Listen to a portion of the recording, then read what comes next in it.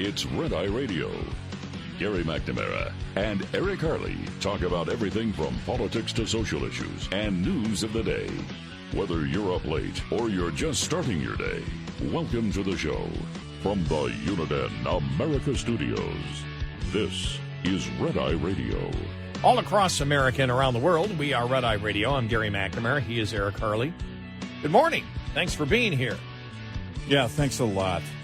Download our Red Eye Radio app today. Listen when and where you want. If you cannot listen live overnight. It was a busy day yesterday for Republicans. Wow. The FD 1023 was released. Did you see that coming? No. I didn't see that coming. I certainly didn't see that coming the day after, what we called Whistleblower Wednesday.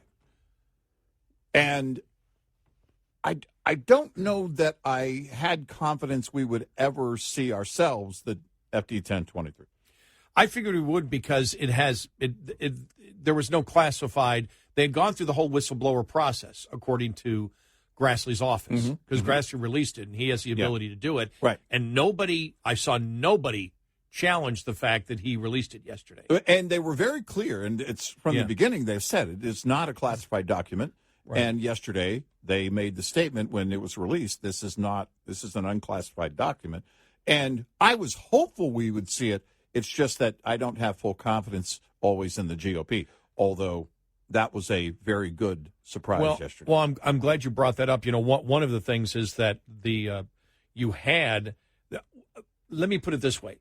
Once I got in here and you and I started talking about it and I started reading, other writings on it, it started making more sense because you had the whistleblowers yesterday say they didn't see the 1023 and the 1023 might be able to connect a bunch of things that they, that where they were heading, in connecting the dots.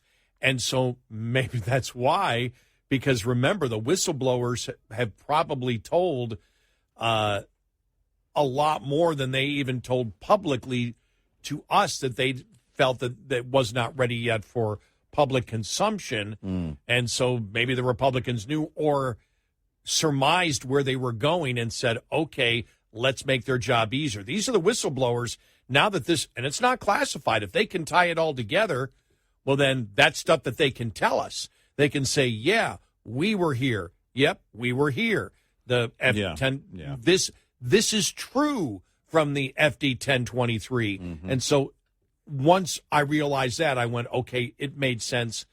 It made sense at that point. Now, whether they knew they were going to release it on Wednesday, I don't know. Was it after the testimony where the light went off in their heads? Who knows? But it, that was out there. So, you got that. And remember, the only thing that was redacted, the things that they unredacted, there were some parts of it still that were redacted, but the parts that the FBI that they unredacted yesterday were just all things that weren't about top secret things. No. It was just things that made the Bidens look worse. Yeah. And I'm shocked that they redacted it. Well, and then when you had yesterday, then the other thing that from testimony from a FBI employee that the FBI told Twitter on the day that the laptop story came out, the FBI agent told Twitter it's real.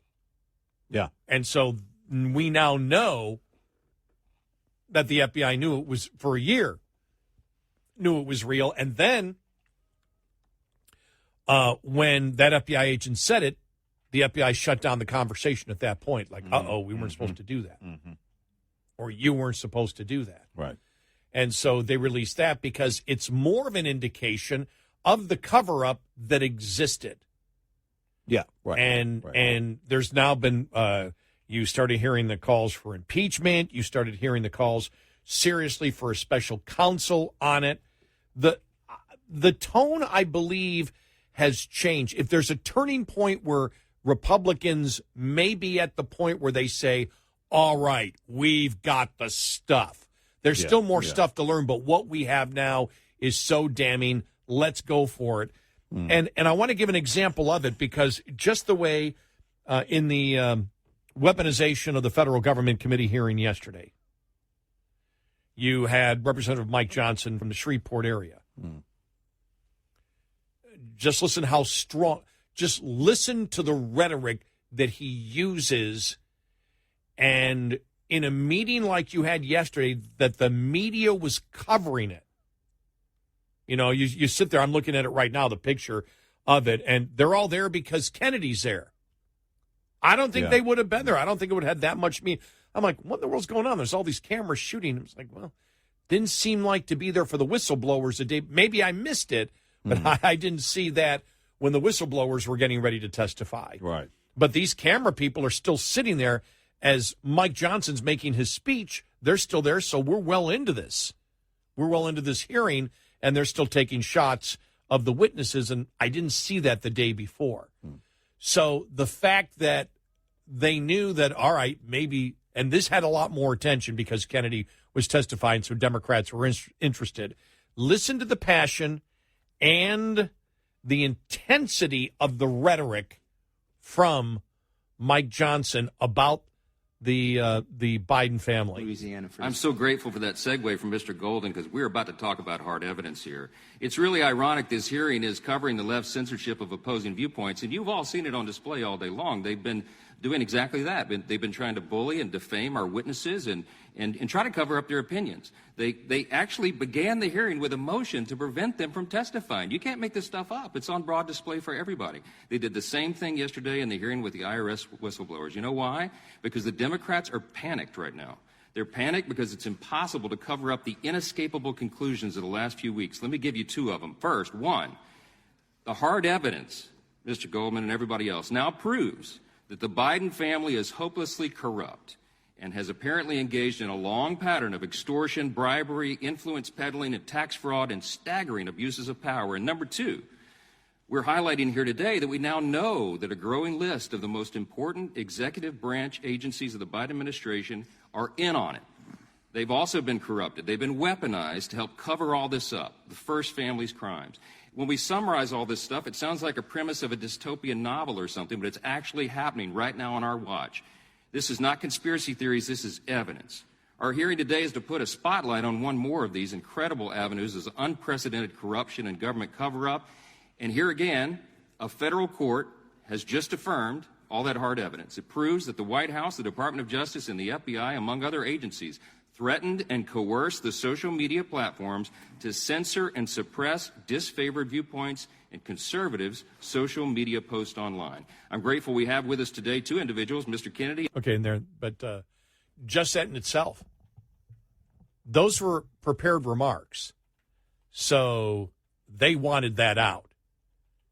And we're talking the mainstream of the Republican Party, wanted that out. And so yesterday, and again, I might be wrong, but my gut, just like when we heard the story of the woman who's disappeared after she said she saw that child, and you and I looked at each other day one and said, something's not right with that story. Yeah, it seemed weird. Something's not right. Something's not right.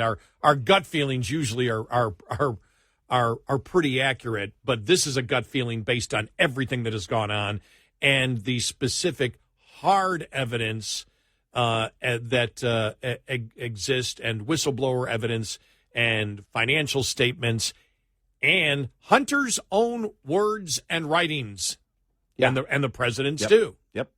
That came from the laptop. So really it seemed like Wednesday and then yesterday especially, it seemed like it rose to a different level of intensity now. And I do believe, and Representative Johnson said it, that the Democrats are panicking. I sense that too.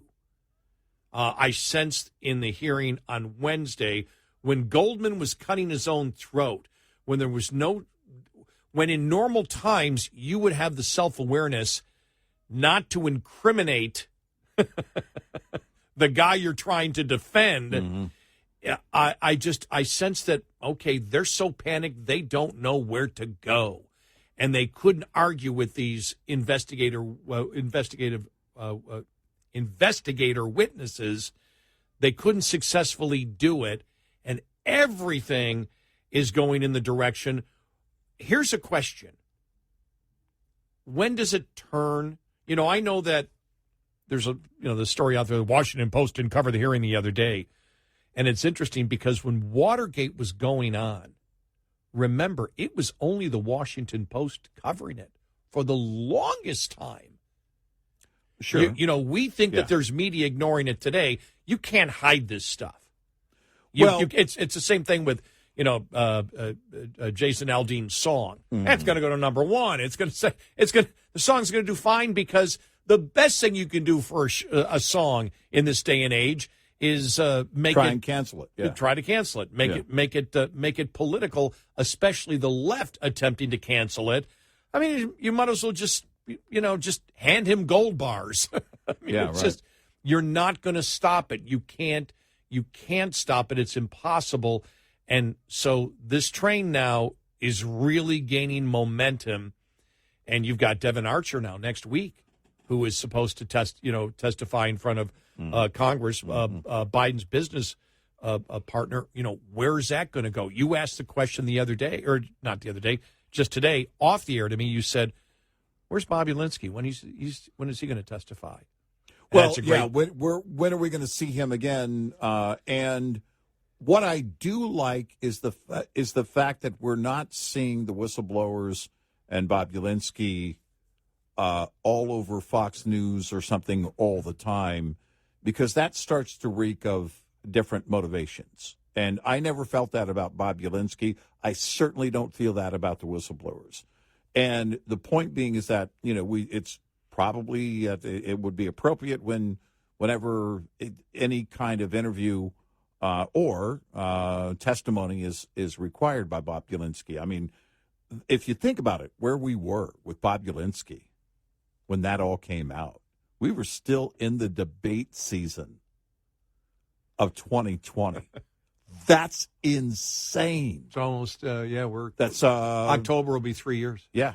Yeah. Wow. And that's how long we've been on this thing.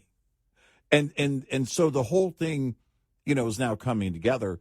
And at some point, I'm guessing, I don't know, but I'm guessing Bob Ulinsky may well be, I don't know if he's going to testify or if it might be another interview or something like that. But now you have, it's what's important is that we go through the measures. And as you mentioned the other day, what was important about on Wednesday, the testimony is that it is on record and they are under oath. And that if you have any questions, you can look at that process and say, all right, why would they put themselves out there like that? And that's what it comes down to. And these were not empty answers. These were not answers that were in the abstract. These were very clear-cut details that you were hearing from the whistleblowers on Wednesday, the FD 1023 being released yesterday, and who knows what is next. But it's not going to get any better. And so it just seemed to me that the boulder's at the top of the hill now, and it's going to start coming downhill. Well, it's interesting because I came in Wednesday night and I said, this should have made some more noise than it did off the air in our pre-show meeting. Yeah. And on Wednesday night, and I still stand by that, except for the fact is what I'll say is, okay, it didn't, except for the official setting, it being what it is, and what it will serve, how it will serve, this process long term.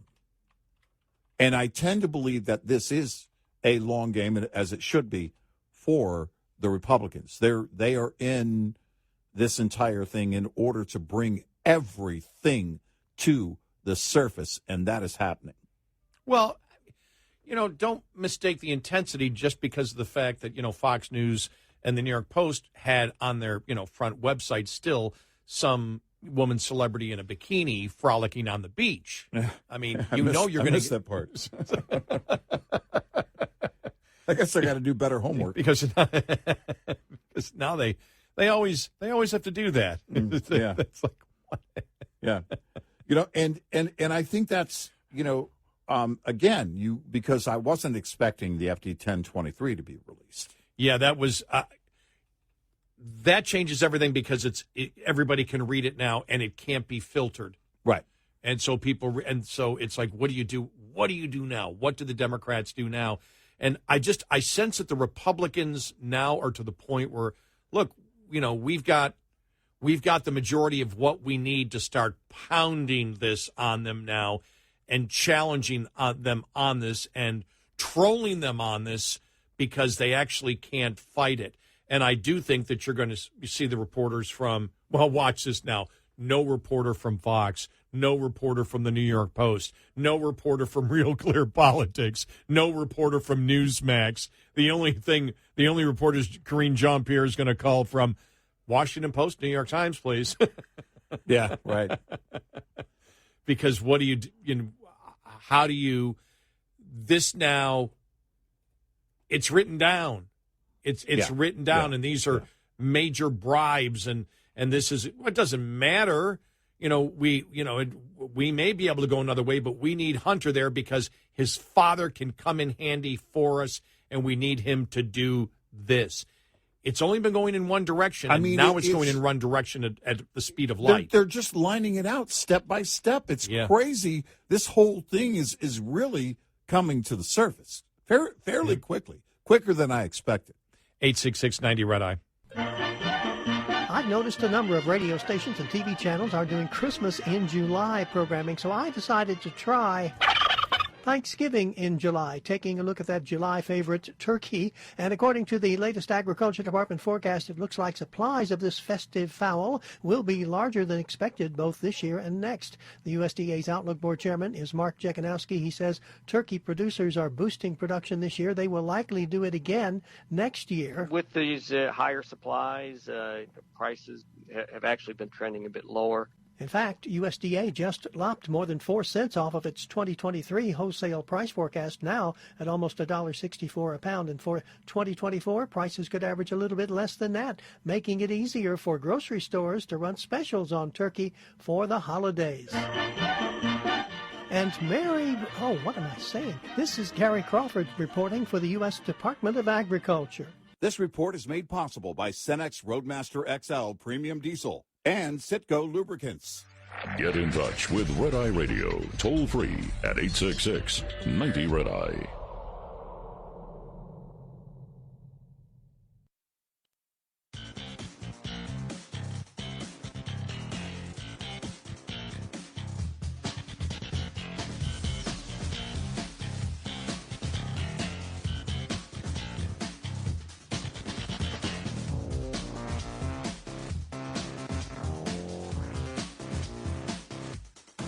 It's Red Eye Radio. He's Eric Hurley, and I'm Gary McNamara. Jonathan Turley was interviewed yesterday on Fox, the constitutional law professor, who is a Democrat, but when it comes to the things of Biden is extremely blunt and not in favor of the way that the Democrats have been promoting things. We'll get to him following the bottom of the hour. We did. I know we covered it earlier, but also I think we touched it at the beginning of the. We've talked about so much today. I'm sorry, I forgot. Yeah, we really have. But the other story was that the FBI told Twitter that the Hunter Biden laptop was real on day one. The story that came out, so Twitter knew. Twitter knew the story was real, and the testimony just was this week before the House Judiciary Committee from an FBI employee. That was there and said, "Oh yeah, right. It was." It was verified to Twitter on that day, and then the FBI shut down the conversation. That's enough about that. They didn't want to go any further. And as we stated all along, the FBI knew a year before and never told the truth. And when you hear what Turley talks about the way the FBI was investigating, the whole Hunter Biden thing, and you look at this here, there were problems.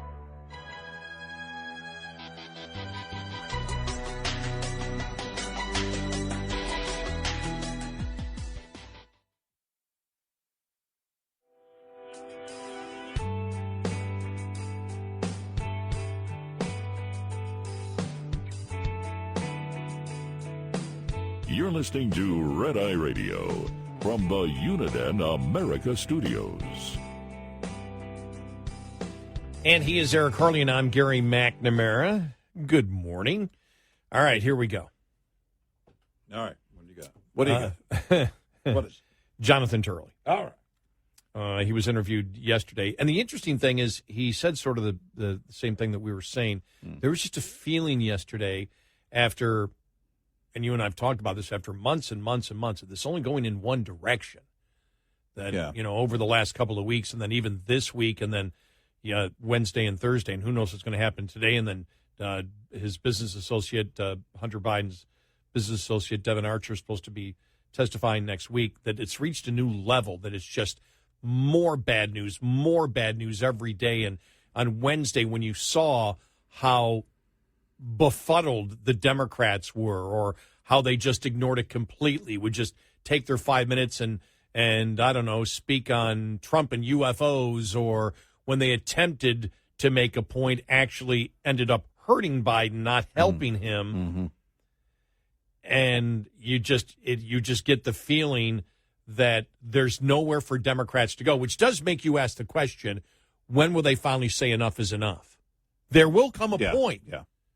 I've never seen it like this. Yeah. But when they're not defending anymore, when for the most part they're just quiet or always deflecting and never challenging, you have to ask yourself, well, number one, we've never had a political scandal, a allegation of a political scandal like this in the presidency ever, because the Russia collusion was completely a hoax. That was false, so Trump wasn't involved. So when you look at this here, it's like, whoa, here's Jonathan Turley on Fox News last night. Fascinating thing about this story is it gets worse by the day.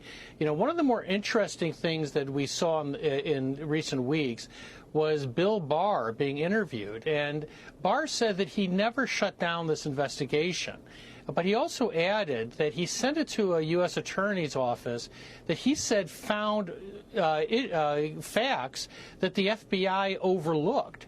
Now, that alone was sort of chilling. The FBI has a source saying that Biden is accepting millions of dollars. And that we now know that this source reportedly said that this was money to be paid to Hunter for the protection from his dad. I mean, you can't get more serious than that. And yet, when Barr sent it to the U.S. Attorney's Office, which is not there to investigate crimes, he said they found additional material that the FBI overlooked. It was then sent to Delaware, and there it appears to have died. And so there are so many questions that we need to have answered of why this took such a circuitous route, why the FBI didn't fully investigate, what did the U.S. Attorney's Office find in addition, but most importantly, what happened? Why did it go to Delaware and it was never seen again? He was on with Laura Ingraham last night, and then they got into talking about the 1023 form being released, and then they actually go to a couple of quotes from the whistleblowers, which is really important, which may answer the question as to why Comer decided to release the 1023. Here it is. Well, the whistleblowers yesterday, Jonathan, were asked about this particular form. Watch this. The team that was in charge of investigating the Biden family for tax crimes never received the FBI document that alleged Joe Biden was involved in a bribery scheme. For the IRS investigators on the case, the answer is no. There is things that are contained on that document that could further corroborate other information. And now we find in the document that apparently the source, described as highly credible, said that the prosecutor has many text messages and recordings to show that he was coerced by the Bidens to make these payments, to try to hold that prosecutor off against the company Burisma in Ukraine. Text messages and documents. That's right, Laura. The other thing about this this document is that it dovetails perfectly with what Comer and other chairmen have found, also including the recent disclosures from Ways and Means, about how money went to the Biden family. The document refers to how they were not supposed to send money to the, quote, big guy, a term we've seen in other files as referencing President Biden. But it said that the Bidens preferred to use a labyrinth of different accounts, different corporations to hide the money.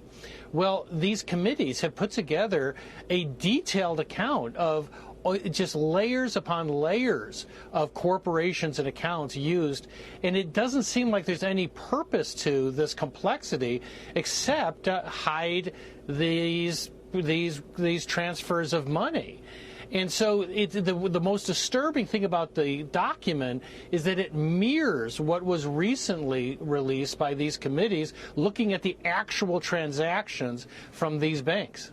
And, that's when you start getting into trouble is, and I mean trouble for a target is when you have the same information coming from different areas. When investigators on one side working independent from other investigations come up with the same thing, or evidence that you receive from completely different sources is the same thing, the same conclusion that you're coming to based on evidence that you're acquiring from completely different sources that aren't related to the other sources. Right. And that's what seems to be happening here. And there's why there's a problem. And that's why you have the Democrats scared to death right now.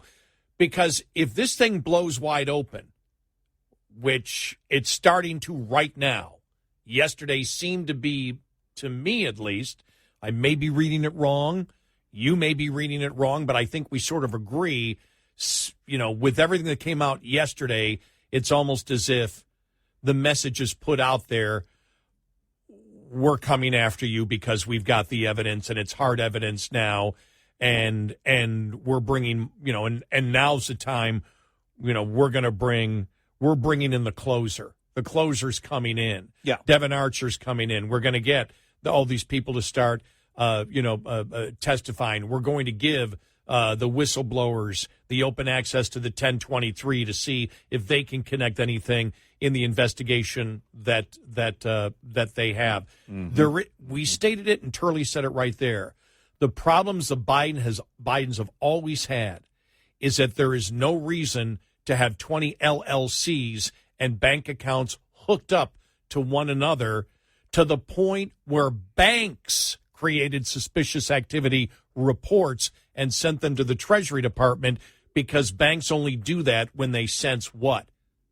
That it's suspicious. I mean, money laundering. Yeah, well, or any kind of illegal activity. Yeah, right. Whatever illegal activity, money laundering. That they're not being told, or that they believe this to not be from a legitimate.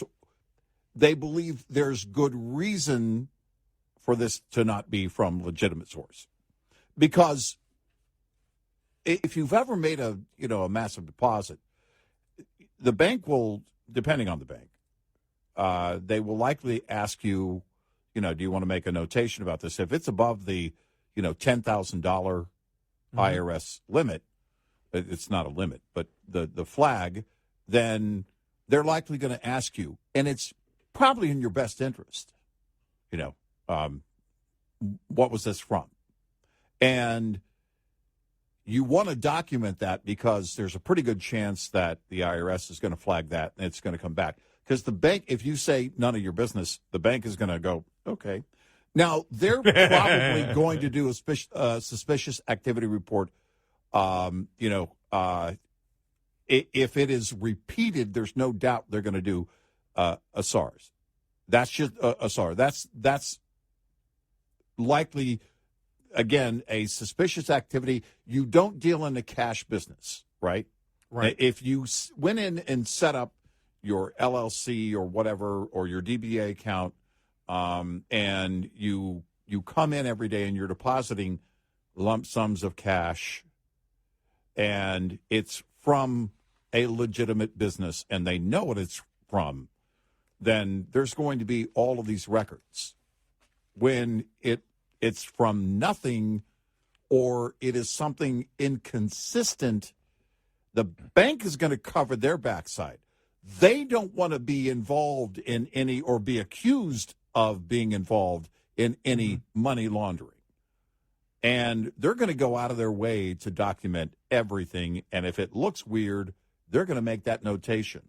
None of these things, if you think about everything that has come to the surface on this, none of these things are coming from, an unsaid source. Yeah. Even the whistleblower X, we now know his name. Yeah. Yep. You know everything about him. You know everything about him. He was very forthcoming.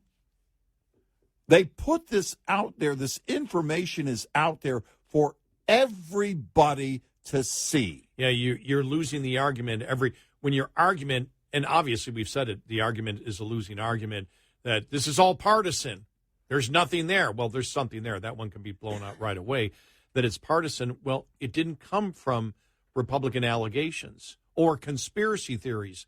It didn't come. A conspiracy theory would be Trump colluded with the Russians to hack the election with no evidence to back it up. And there was never any evidence to back it up. That was a conspiracy theory. In this case, all of the information came from Hunter Biden's laptop. Oh, by the way, you haven't heard much from Hunter's new lawyer, have you? No. Since the FBI's acknowledged, oh, yeah, we knew it was, we verified it was Hunter's laptop. That didn't go far. But it was a segment on MSNBC. It filled 15 minutes of an hour on MSNBC. So, but the problem with the FD 1023 is now there's a piece of paper that has nothing to do with Republicans that says bribes were taken. Yeah. That sets a completely different ballgame here, even with the media asking questions. I can't wait to see what, if Karine Jean-Pierre, calls on anyone who may ask that particular question. But now Biden's going to be pounded with it. Everywhere he goes, they're going to be screaming. Yep. They were a couple of weeks ago. It's going to be worse now because now you've seen the document. Before it was the Republicans telling you it was in the document. Right. And now you have the document. Exactly. And that's the thing that we had. That's the concern we had with the GOP and at the beginning is that if you're going to make claims, you're going to have to bring something to back up those claims. You can't just be talking to the media and making these claims. You can't say, even on the FD 1023, well, we've seen this, but really, for most people, if you don't produce it, and it's something you can never produce, and you just say you've seen it, it's not enough. So for that to come out yesterday was a big, big deal, in my opinion. And it was a pleasant surprise because it's the kind of stuff you and I look at. I need something tangible. I need something I can that I could hold and look at that is a piece of evidence that is outside the claims, that backs up the claims being made by everyone involved. And the other problem they have, no type of credible rebuttal from anyone. Democrats, none. Media, none. Anyone. None. Washington Post is silent. They're silent. Yeah. They're in the midst of darkness. Yes. Democracy dies in what? What, guys? What is it? The darkness. Silence? Darkness? Democracy dies in silence. In silence. I like that. Yeah. 866-90-RED-EYE. We'll be right back with more Red Eye Radio with Eric Harley and Gary McNamara.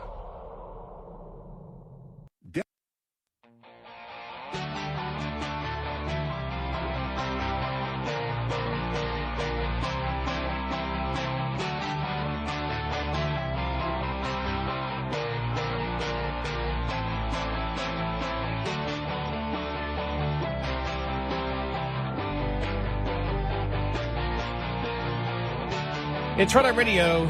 He's Eric Harley. I'm Gary McNamara. Wow, Sound of Freedom over $100 million. Yeah. Ooh. Yeah. Yeah, we said there was no way it wasn't going to go over $100 million, and it will keep going. That's great. Yeah, this thing has. I got to go see it. The kind of legs you want to see in a movie. In other words, it's still has that steam that keeps it going the week after everybody's talking about it. There's still a lot of talk about it, which builds greater curiosity in people wanting to see that now in movies, in movie theaters rather. And so I suspect we're going to see that in theaters at least for a couple more weeks. And yeah, I'm hoping to see it soon. May see it this weekend, but I'm not sure. Yeah, I got the family reunion and then my 50th. Yeah, we'll have fun. My 50th high school reunion. It'll be fun. I get to see people I haven't seen in a while. We're off Sunday night, Monday morning. Matt Murphy from our great affiliate WTN in Nashville will be filling in Sunday night, Monday morning. Thank you. And so we'll be back Monday night, Tuesday morning. Have fun. It's your 50th, Gary. Is it a sock hop? What is it? Hey, maybe the Fonz will show up. Hey.